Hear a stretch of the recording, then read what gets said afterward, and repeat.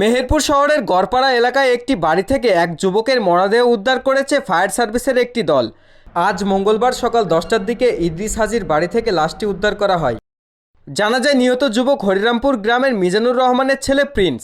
আমরা সংবাদ শুনতে পাই যে বরপুকুরের পূর্ব সাইডে একটা বাসায় একটা লোক বন্দি অবস্থা আছে। ওরা বলে যে দরজা ভেঙে এই লোকটাকে উদ্ধার করতে হবে। সেভাবে আমরা আসি এবং দরজা ভেঙে দেখি যে ফাঁস নিয়ে লোকটা মৃত অবস্থা আছে। এটাই সর্বশেষ সংবাদ।